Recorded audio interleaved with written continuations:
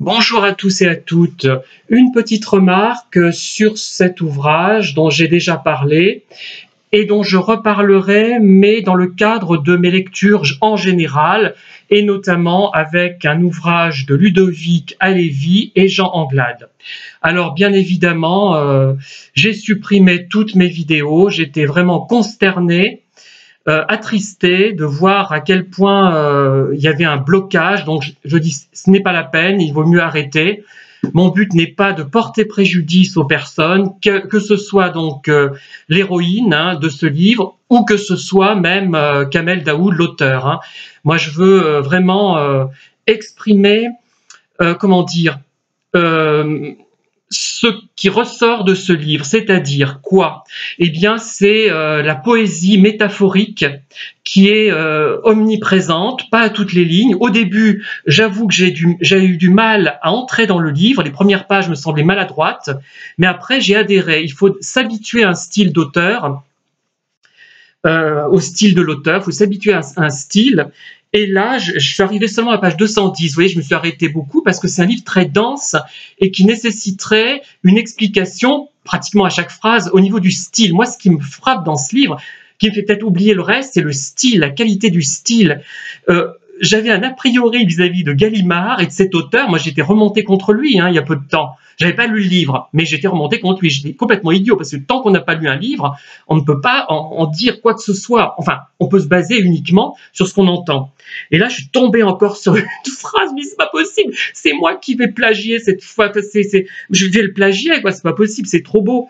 Écoutez ça. Mais après, je vous laisse un peu tranquille. Maintenant que je suis plus âgé, je pense qu'il existe une autre route. Depuis toujours, une route cachée derrière toutes les routes.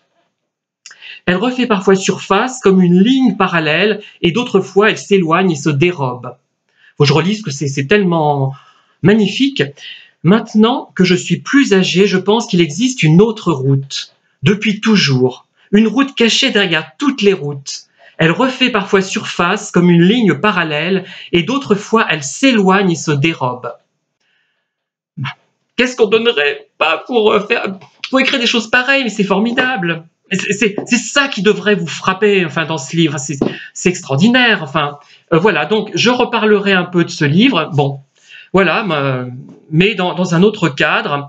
Et peut-être que je ferai des petites vidéos avec des citations. Mais je ne sais pas si j'ai le droit de le faire parce que les éditions Gallimard pourraient m'en vouloir de dévoiler finalement des passages trop importants de ce livre.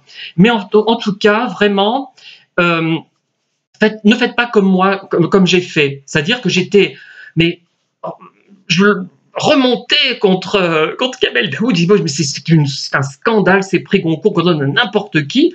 Et puis, donc, dans une boîte à livres de l'hôpital de Thiers, je suis tombé sur ce volume et je l'ai lu. Je n'ai pas adhéré tout de suite, mais vraiment,